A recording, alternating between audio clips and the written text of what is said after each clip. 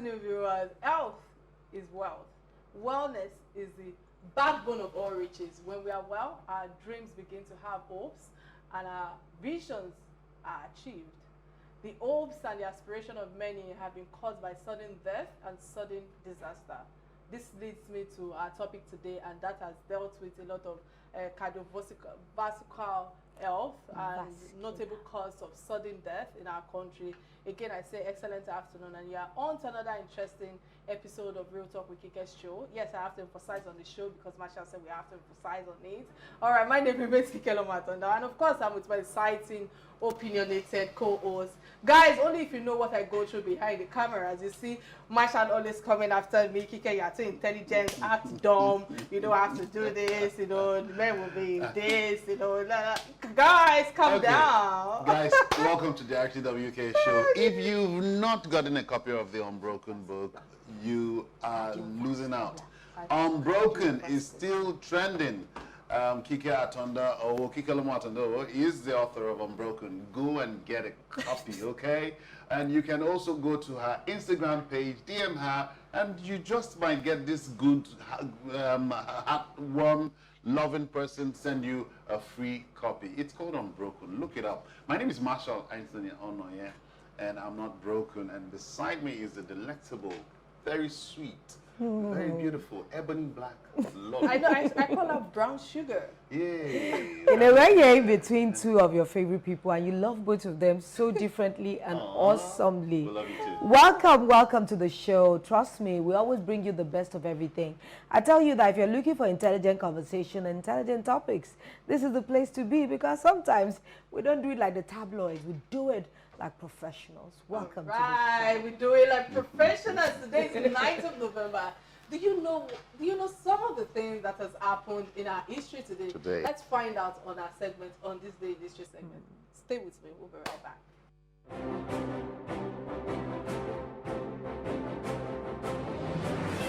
On this day in history, November 11, 1995, exactly 26 years ago, Nigeria, under the military rule, was suspended from the Commonwealth after a series of violations of the principles set out in the Harare Declaration, including the execution of Ken Saro-Wiwa and 10 others. 2 days after political activist and writer Ken Saro-Wiwa was executed with 10 others in 1995, the Commonwealth Ministerial Action Group, CMAG, suspended Nigeria from the Commonwealth. In practical terms, this suspension excluded Nigeria from receiving any new Commonwealth technical assistance, such as agricultural training, which took place in 1993, and also prevented government representatives from participating in intergovernmental Commonwealth meetings and events. This suspension also acted as a public declaration from the Commonwealth to the Nigerian government and international community, condemning the undemocratic and human rights abuses which reverberated across the world.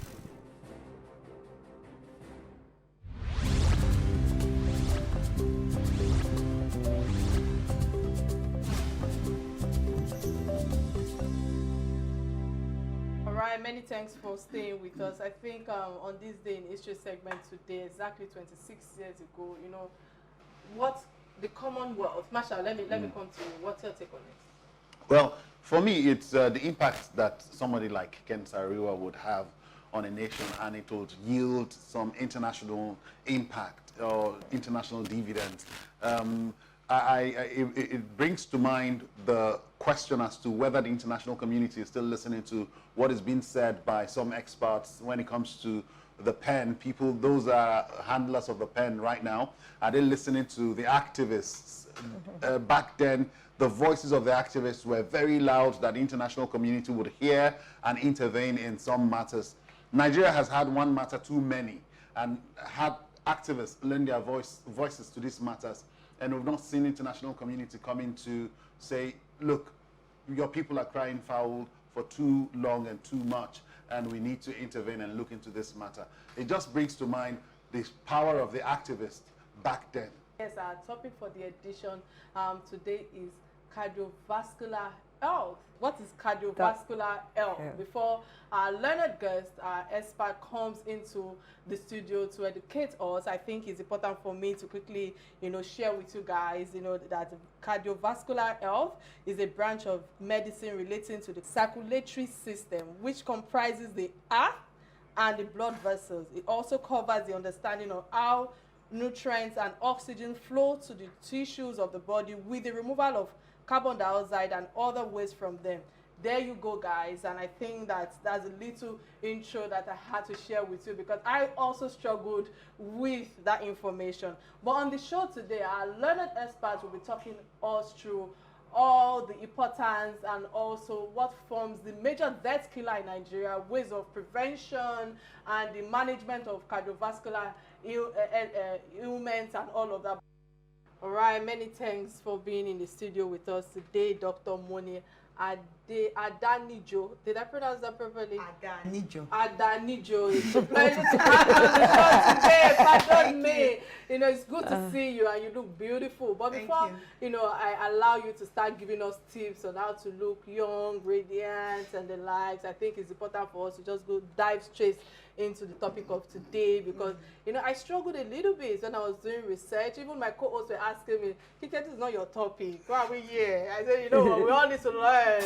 You know, so let's take it from the root cause, because, well, will I say, we go into the problems and challenges of cardiovascular health, which people first of all like to do. But I believe that the human system is created to be weak. I stand to be corrected, and the reason why I'm saying that is because as we grow older, you know, our body tends to get weaker. So my first question to you is how, or what are the causes of these cardiovascular diseases, and how can we avoid them, basically? Okay, thank you so much for that question. So there are different types of cardiovascular disease. Cardiovascular disease simply means problems of the heart and the blood vessels. Very easy, that huge word, that's all it means. Now there are different types. They're the ones we're born with, the so-called congenital heart disease that you're born with. You can't really do much to prevent those ones. And then the acquired ones. Now those are the ones you can prevent. Things like hypertension, heart attacks, stroke, and things like that are preventable cardiovascular diseases. So how can we prevent cardiovascular disease? It's very simple. Lifestyle, lifestyle, lifestyle. Okay? Most of us live very funny lifestyles. We don't exercise. We're sedentary. That means we sit down in one place all day. For too long. We take a lot of cigarettes, alcohol, salty food, fatty food. You know, we don't do our annual checks. We don't know if we're hypertensive or not. We don't know if we're diabetic. We don't know if we have high cholesterol. Even when we know, I have so many people that tell me, oh, the doctor said I'm hypertensive, but I'm not. So I'm not on medication. so even when you're diagnosed... I reject it, people. Thank you. So even when you're diagnosed of hypertension or diabetes, you know, we're busy rejecting, we're not taking our medication. So all these things come together and now end up in a heart attack or a stroke or heart failure and all these problems that people eventually get. Wow.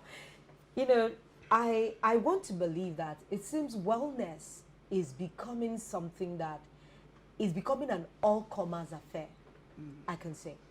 If you go on the streets or social media, every untrained professional is giving wellness advice. They are even medicating people. They are treating people. And I'm wondering that, are these not part of the things that can actually bring more problems? Because now we have people that tell you, I have homeopathic, I'm sure you know some of those things. I'm like, okay, all I can know is that homeo is there, and this one will tell you, oh, I do only plant seeds, I do this, I do that. Are all these things good for the body, or it's just a figment of everybody's imagination to sell something? Okay, so when I'm not here to knock anybody's hustle. Yeah, we're not talking about nobody. You know, but the honest truth is, a lot of these herbal remedies may not have been well researched. Because in science, we deal with data. So before a drug comes out, for example, it's been researched, tested on so many people, research of over 1,000 participants and things like that.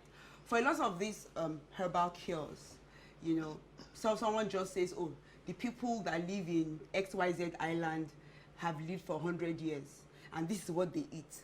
So it has to be good for you. Now, with every plant, there's a good part and there's a bad part, obviously. Everything is mixed together.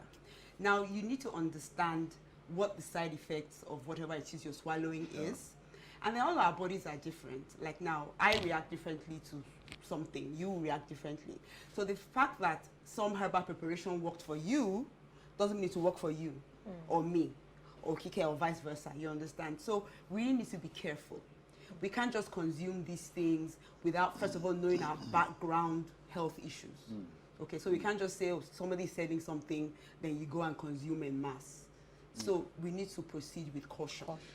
For me, it will be the question of wellness, exercise, so much ado about healthy living or healthy lifestyle. And you said the key to good cardiovascular health is lifestyle. You live in Lagos? Yes, I do. Good. It's a crazy place to be in. I know where you're going. I know where he's going. Yeah, so some people, like, I'd put my question in two bits. One, the mechanic who, because if you tell me exercise, and when I tell my mechanic, look, guy, you need to be exercising, and say, this engine, will they carry him every day? Will they carry motor? Isn't he exercising? That's one question I'd like you to address, because these guys on the streets feel they do this exercise hustle. And then the second one is, for we who would love to exercise, but are caught up in the Kike calling by 7 a.m. and we need to go and lunch unbroken and we're putting acts together. And then at 2 p.m. we're here. So your lack of wellness is her fault? No, I'm not saying I don't have a lack of wellness. But I'm just saying the scenario, the environment we find ourselves, you know, makes it difficult for some of us to feed into that wellness lifestyle. How would you say that one can begin to defeat those elements? Okay, first of all, a bit of a background. I live in Lagos. I've always lived in Lagos. I did my residency training in Lagos. You know, I'm a doctor, I'm a cardiologist. I used to work a 9 to 5. I run my own business. If I have 2 businesses that I run, I'm a mother of 2 children, and I do all this. But I still find 1 hour every day to exercise. Something that is important to you, you would create time for.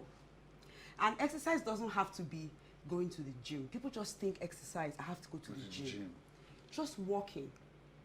Even in this building, if you want to exercise in this building for 1 hour, you can. By the time you walk up and down, climb the stairs, go, before you know it, you know, you've done 1 hour on your feet. Many of us wear smartwatches. We don't even know why we're wearing the smartwatches. If you can do 10,000 steps every day, it doesn't have to be in a gym. You know, if you go to the mall, park far away from the gate. If you have to go down the street to buy something, don't take your car. You can stroll down, find reasons to get up, find reasons to get up during the work day, you know, to go up or down the stairs. Before you know it, you've done 10,000 steps. Now, for your mechanic who he says carries engine and exercises, now for people like that, there's a lot of physical activity. But exercise alone does not prevent heart disease. What are they eating? What are they drinking? And what are they smoking? Smoking and smelling too. You know? Yeah, I hear you, and I think this might be a follow-up question to what he just asked you. You saw this exercise and the likes, you will not believe it that I've never exercised before. Never in my life. Never emphasized. You know, but there are other things that I engage in that keeps me fit. That's why you're putting up a retreat for us. That keeps me fit. Let me put it like that. But I know that, you know, the cardiovascular disease are the #1 causes or cause of death according to, let's say, WHO, and we've had about 17.5 million deaths annually with the high blood pressure, to be precise. You know, so you know, when I was doing this research, I was asking myself, I thank God, I'm not on high blood pressure. What's it called? Meds again and all of that. But the question is, in Nigeria, almost everyone has high blood pressure when it comes to the economy, when it comes to the financial condition. So I must ask you, you know, as a major killer that we've all known now with what you've shared with us, how can we manage it? Okay, so first of all, you need to know you're hypertensive before you can even manage it. Okay.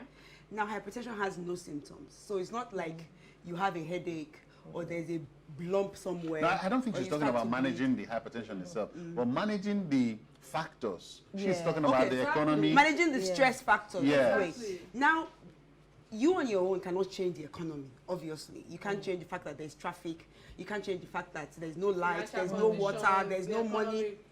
But what I always tell my patients is, stress is how you respond to what is happening around you. Yes.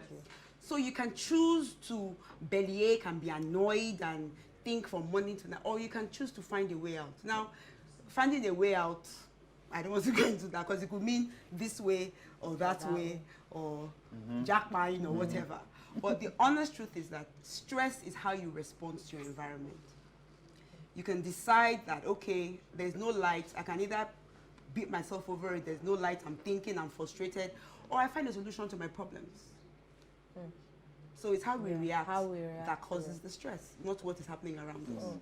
You know, I'm looking at food. Everybody now makes us in Africa feel like our food is the worst. But this is the same thing that our ancestors have eaten. I love Eba.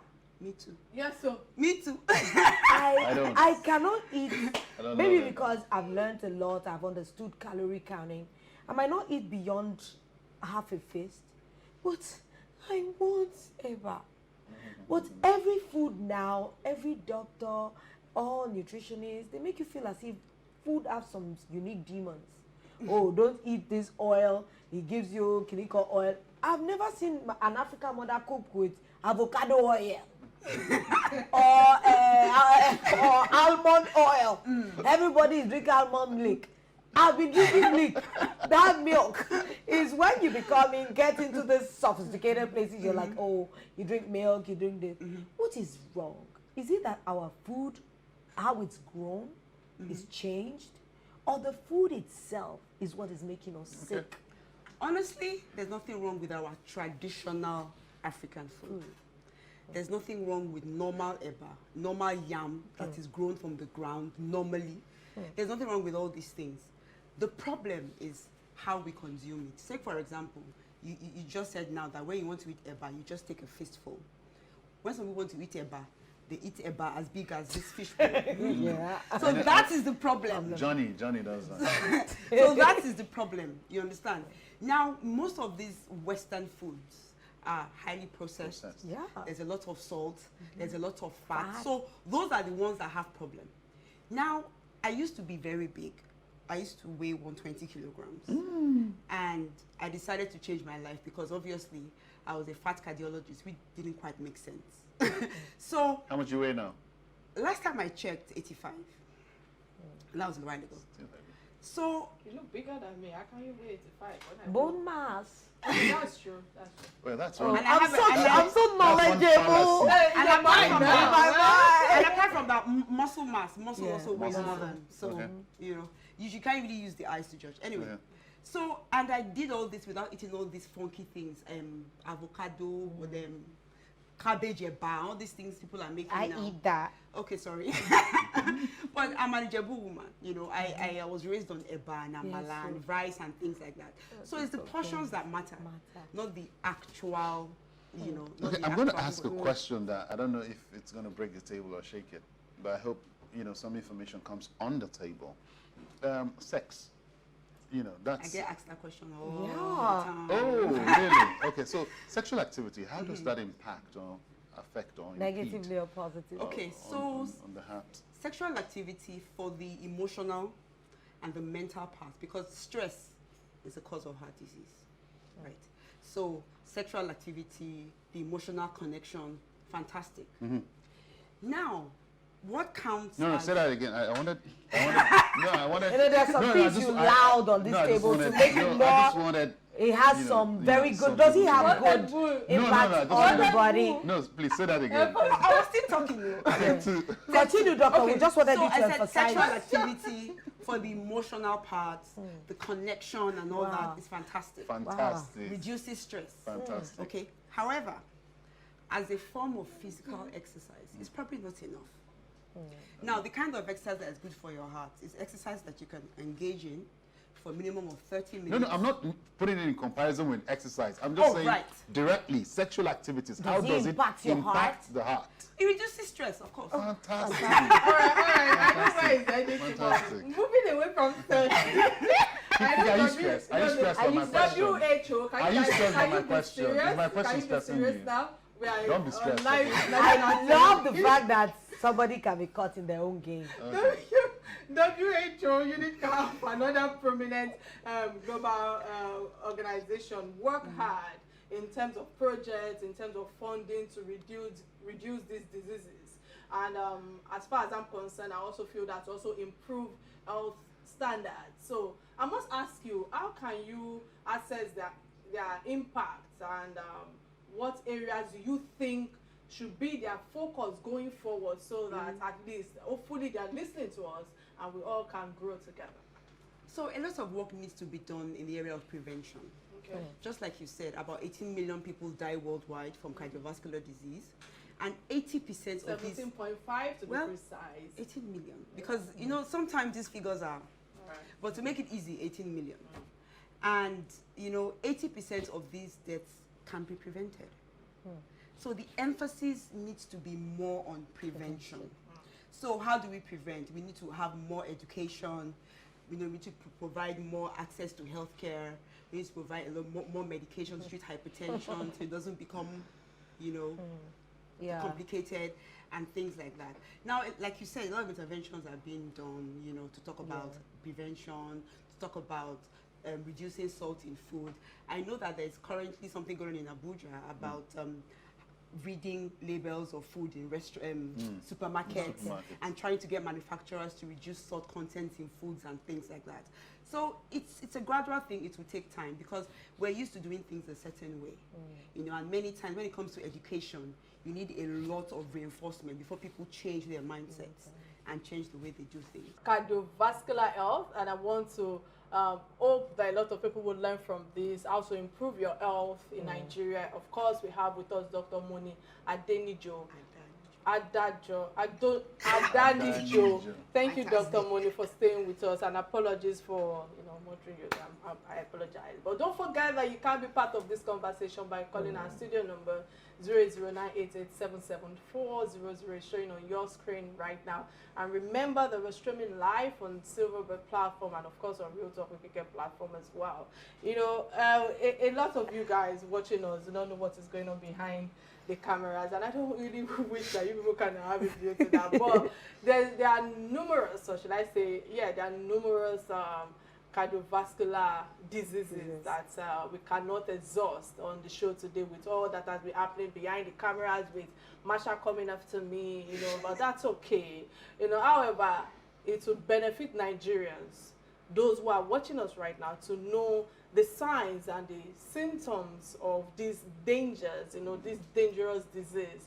And I would like you to educate them further, you know, besides of what you've shared with us presently. Okay, so for many people, there are no symptoms of cardiovascular disease. For some people, the first symptom is when they slump or when they sleep and don't wake up. Wow. For some people, that's the first symptom. But for those who do have symptoms, some of them can have chest pain, they can have difficulty in breathing, they can have palpitations or awareness of heartbeat, leg swelling, chronic headaches. There's so many, you know, their heart starts to skip a beat, they can't breathe when they lie down, coughing, and so on and so forth. I coughed some days ago. No, it's not just one cough. You know, it's when, you know, the cough goes on and on, and you bring up sputum and things like that. So all those are symptoms of heart disease. And then there's some subtle symptoms, like when you feel nausea, you just feel like vomiting. Sometimes instead of chest pain, you have a stomach ache. But it's actually a heart attack that you're having. Wow. If you have a risk factor, yes, sometimes in some people. What kind of tummy pain? Can you, because there are some how people does they it have feel like lower or abdominal pain or upper part or side. What exactly? So if you have somebody who has a risk factor for heart disease, say he or she is hypertensive or diabetic, and the person has upper tummy pain, and is sweating and feels like vomiting, you know, it may not just be ulcer, it may actually be a heart attack. But with the history, it's important to just check to make sure, you know, You to roll roll it that out. out. Exactly. Yeah, I just wanted to ask because now I'm seeing that cardiovascular diseases is happening younger. I see, I'm not lying to you, I don't know if it's a lie, but I've actually seen under 20s with hypertension. And I'm wondering what is happening. Before, when I was younger, I used to think it was disease for old people. But now we're seeing high blood pressure in younger and younger people. What is happening? The demographic is changing for hypertension and heart disease. Like you said, people are getting younger and younger. I have a few teenage patients that have hypertension. Myself. Teenage? Teenage, yes. So it's the lifestyle. Wow. Many of us are overweight. Many of us are eating what we're not supposed to eat, a lot of salt. And then the stress levels, especially in the people between 20 and 40, is enormous. You know, apart from the fact that there's traffic, there's the economy, and there's a personal stress people put on themselves. Oh, you know, I can see you, I like your green glasses. I start stressing myself, I must buy your green glasses by force. You know, things like that. So stress, lifestyle, these are why, you know, more and more younger people are coming down with hypertension. So there's a correlation between depression and the cardiovascular diseases. Mental health directly affects the heart. The heart. You spoke about some signs and symptoms, like she said you should. Want to know, you talked about palpitation. There are times when parts of your body you'd feel the palpitation, you know, aside from the normal places where you're supposed to feel your pulse. You feel like twitching of the eye, part of your face twitching. Is that supposed to be? Your hands shaking? Yeah. Sometimes when you're highly stressed, you start getting those twitches. And your hands start to shake. Or when you're taking too many stimulants like coffee, energy drinks and all these things, you know, that's excess adrenaline, your hand starts to shake, your eyes start to twitch. You need to check it out. You really need to, because it may not just be ordinary. Or when you're lying, because you stress yourself You know, I like the way Doctor has been emphasizing. What do you want to say to people that self-medicate? Because these days, everybody is everybody's doctor. If somebody just tells you any symptom, you just assume it's malaria, you assume it's typhoid, and they begin to, what did they give you? And you just go by it. So how do you want to address that? Okay, because not every fever is malaria, and not every weakness is typhoid. It's important you go to hospital, or at the very least, you know, seek proper medical help. I'm not saying go to the pharmacy when you're ill, but that should be the barest minimum. Don't just collect your friend's medicine and say, oh, it's most likely malaria, give me the one they gave you. And then, like I said earlier, everybody is different. A drug can give you side effects and be normal on me. So even though the doctor gave me that medicine, if you use it, you may have problems. So it's not good to share medication, and you can't just use drugs on your own. It's important you go to hospital. At least let a doctor check you out so that you can know what exactly is wrong with you. All right, many thanks for that. You know, but I think this might be our last question for the show. You know, as a cardiologist, you know, of over 2 decades of experience, you know, because that is part of what I read when your profile was shared with me, you know, I must ask you, because I know that you've contributed to humanity with the 10,000 art projects that you are also associated with when it comes to protection and correction of cardiovascular disease. You know, so I want you to tell us, you know, how well this project has reached a lot of people, what's the aim behind it, and what is left to be covered. Because while I was going through your profile, I felt that, yeah, you've covered a lot of things, but I'm very sure there's some areas where you are facing challenges that I couldn't actually pinpoint. Okay, so the 10,000 Hearts project basically was set up to screen adults for cardiovascular disease. So just to screen adults for hypertension, screen them for diabetes, which are the precursors of heart disease. Now, what we do is we go into communities, we go into churches, mosques, schools, clubs, and things like that to screen people, where people can gather, you know, and then we can screen them en masse. Now, because there are so many people in the country, obviously, one person cannot cover the whole of Nigeria. So it's important that, you know, we get people also in their communities to also get people to come out to check their blood pressures and all that, and then refer them appropriately. Now, with this project, it's not just to screen them and just say, okay, you have hypertension, go away. We follow them up, we make sure they receive care, and make sure that their blood pressures are controlled. Follow them up for at least 6 months to 1 year to make sure that they're on medication and they're doing what they need to do. Now, exactly like you said, you know, there's still a lot more work to be done. There are a lot more people to be screened, and it's important, you know, we continue talking about it, education. Do you have the government support? No. It's fully privately funded. Funded. Wow. It's fully privately funded. I was going to ask. Funding is also, you know, an issue, but yeah. Yeah, but you haven't gone to the point where, because she just asked if you have government input, do you have gone to the point where there are other concerns? Are there any other concerns with the project? Project itself. Sorry.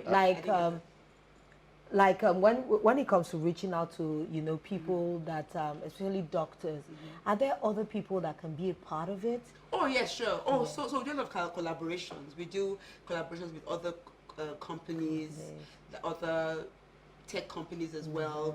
We recently did a screening with 2 other companies, an emergency response company and a tech company, to screen people in our community as well. So yes, we collaborate with other doctors and other companies as well, but government input not quite yet. Yeah. All right, many thanks for that, Dr. Moni. I think that I will not allow you to go first. I want us to quickly touch on another topic, because last week we published or publicized the 20th WIMBIS anniversary conference, and we hosted 2 associate members and director of publicity on the show, which is the WIMBIS previous conference that they just had last week.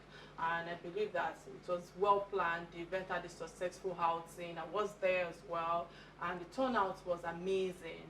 I was one of those media athletes to the event, and I had the privilege of showcasing or interviewing quite a number of wonderful, successful women. I think it's important for us to take some minutes to catch the second day extracts. Please watch this.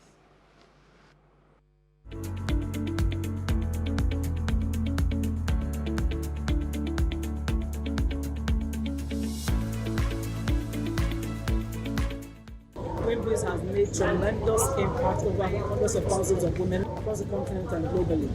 We have had over the years the annual conference, which is always a very strategically themed conference that covers a breadth of topics that empower women. We have our roundtable lunches where we bring together seasoned speakers to engage with women, also from the capacity building point of view. For me, the diversity in the attendees, you know, entrepreneurs, people working in the corporate sector, people working in the public sector, young women, older women, and you know, that creates a melting pot of ideas that you take away from WIMBIS. If you define legacy, it's usually something you own and you now want to pass it on either to your children or to the next generation. In WIMBIS's case, they started this 20 years ago, and they want these women in management and business to go into perpetuity. If our vision as a nation is to maximize all our human assets, then we will invest in ensuring that both male and female are well educated, are well exposed to the right skills and talents that are required for a national plan. This enterprise that we see today started with a vision one person had. He shared it with somebody, they took action, and it has grown. So at the end of the day, I think that this is a model to demonstrate that when you do have an idea, go ahead and implement it.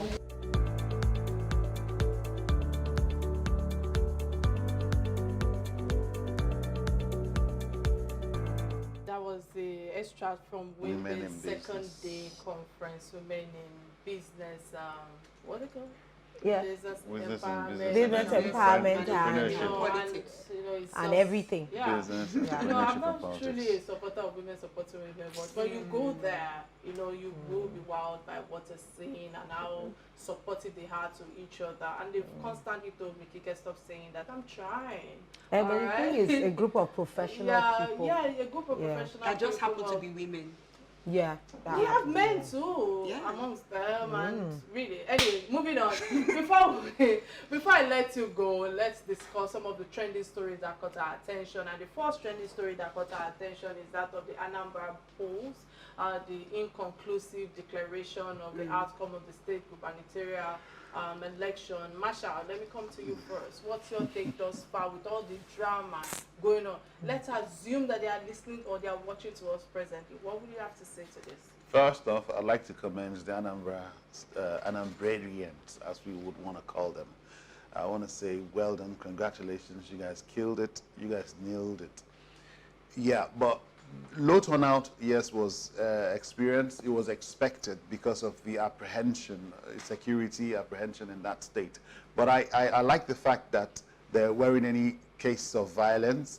There weren't ballot snatching. We didn't see much of electoral fraud.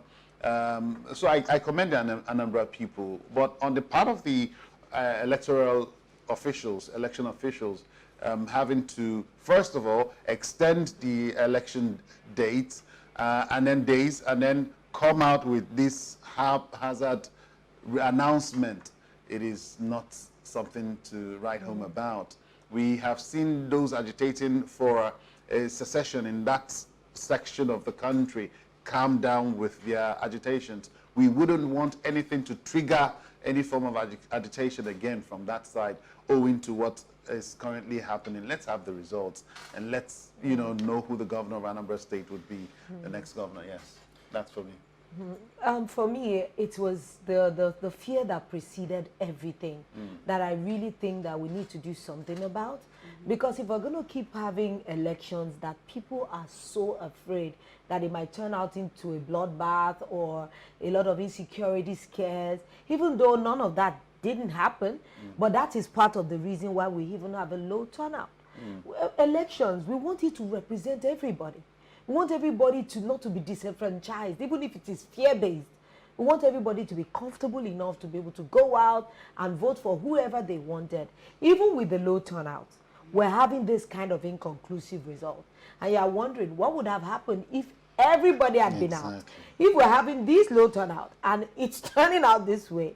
And there are some cases that are a bit tricky. Because if people are turned out, rigging and corruption and all those negative things we don't want to talk about will probably have showed its face. Maybe that's part of the inconclusion. And just my thinking, actually. I wouldn't say in conclusion, but I want to let people know that it's still ongoing right now at the Iyala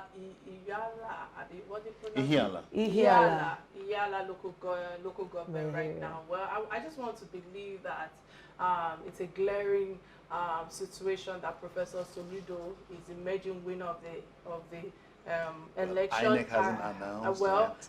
With what I've gathered thus far, and that's I'm getting the somewhere. lead. At the moment, I know that Soludo, who won 18 out of 20 LGs, and as far as I'm concerned, this election held in Anambra with I think over 103 or over 100 votes thus far. I think that with Ozigbo, I hope I pronounced the name properly, who had, I think, with over 52,000 votes as well. However, I feel that Ozigbo believes that he stands a chance to win after the supplementary election in the Iyala's local government, where they had, I think, over 148 registered voters. So this is what people do with politics in the state of glaring loss, if you ask me, because it is either he's deceiving himself, I'm sorry for my choice of words,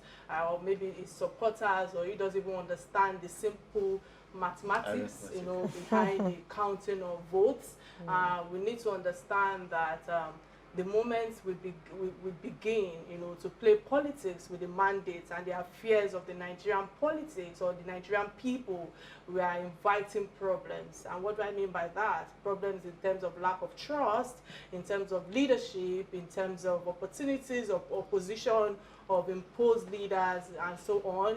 I just feel that the annulment of June 12 election brought us to where we are today, and we need to allow the people have the mandate, which is the demonstration of fairness or freedom, so to speak, when it comes to election.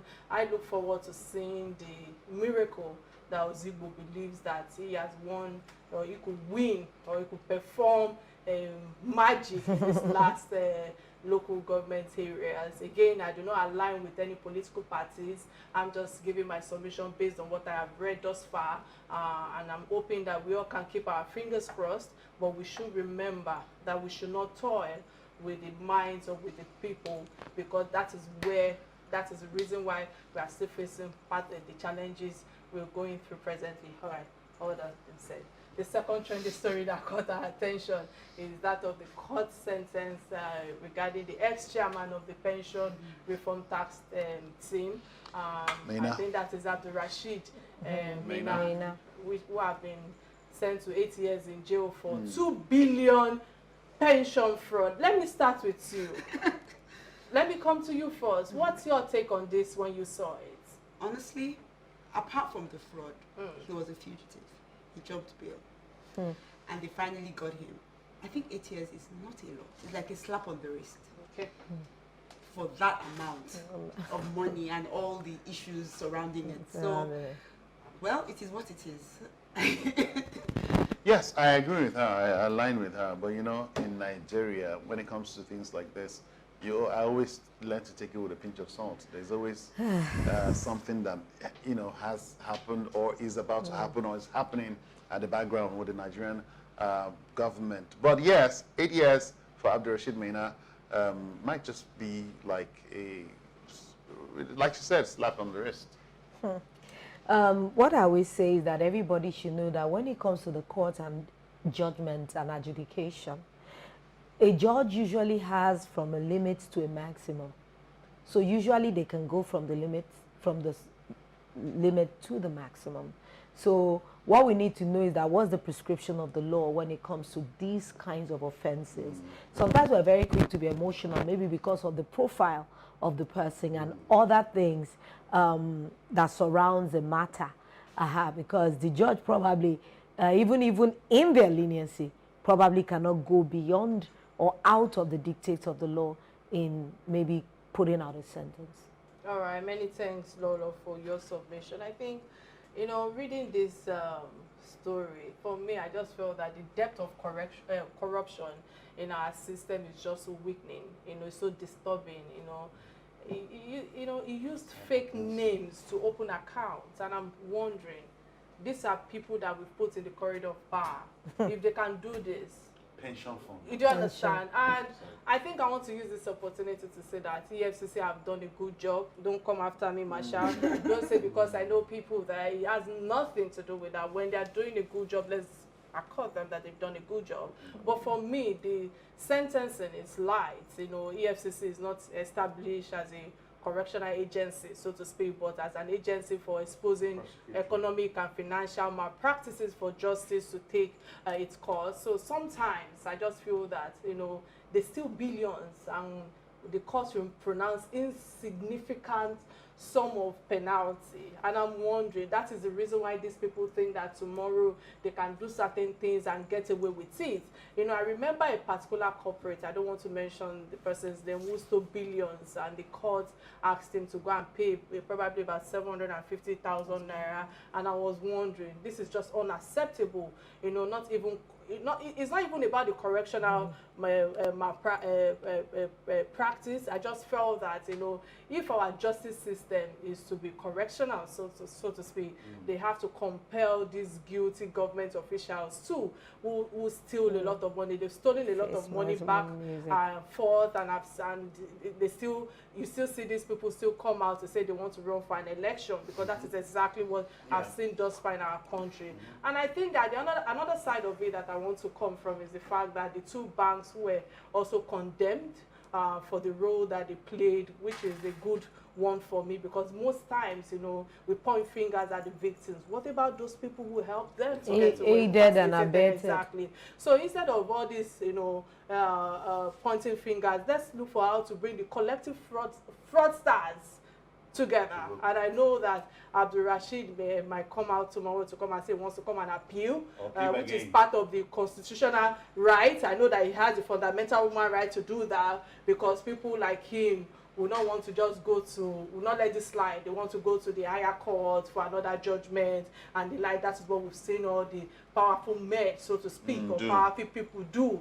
And I pray that justice prevails. I pray that justice prevails, because it's so sad. And lastly, there's another angle I want to bring to this, and that is the legacy.